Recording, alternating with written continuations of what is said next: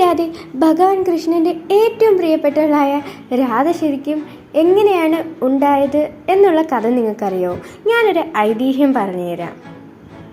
രാധാറാണിയെ ശരിക്കും ഒരു താമരപ്പൂവിൽ നിന്നാണ് കണ്ടുകിട്ടിയത്. ബെർസാനയിലെ രാജാവിൻ്റെ മകളായ രാധാറാണി ഒരു സ്വർണ്ണ നിറത്തിലുള്ള താമരപ്പൂവിനുള്ളിലായിരുന്നു. അവിടെ നിന്നാണ് എടുത്തുകൊണ്ട് ബെർസാനയിലേക്ക് പോയത്.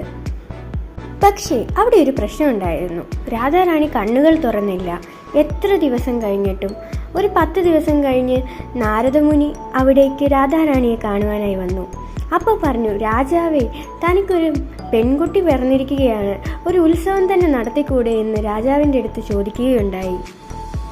അതിനെ തുടർന്ന് രാജാവ് ഒരു ഉത്സവം തന്നെ നടത്തി. അന്ന് നമ്മുടെ ശ്രീകൃഷ്ണനും അവിടെ എത്തി, യശോദാ മാതാവിനോടൊപ്പം. ഇവരെ എല്ലാവരെയും ഈ ഉത്സവത്തിലേക്ക് ക്ഷണിച്ചിരുന്നു. അങ്ങനെ ഭഗവാൻ ശ്രീകൃഷ്ണൻ രാധയെ കാണുകയും രാധ ശ്രീകൃഷ്ണൻ്റെ മുമ്പിൽ വെച്ച് തൻ്റെ കണ്ണുകൾ തുറക്കുകയും ചെയ്തു. ശ്രീകൃഷ്ണൻ രാധയോട് ചോദിച്ചു, എന്തുകൊണ്ടാണ് കണ്ണ് തുറക്കാതിരുന്നതെന്ന്. അപ്പോൾ രാധ ശ്രീകൃഷ്ണനോട് എന്താണ് പറഞ്ഞതെന്ന് നിങ്ങൾക്കറിയുമോ? എൻ്റെ സ്നേഹിതനെ കണ്ടു തന്നെ എനിക്ക് കണ്ണ് തുറക്കണമെന്ന് ഒരു ആഗ്രഹമുണ്ടായിരുന്നു, അതുകൊണ്ടാണ് എന്ന്.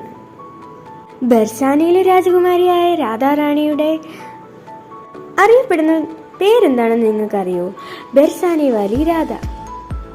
Thanks for watching. Subscribe for more videos.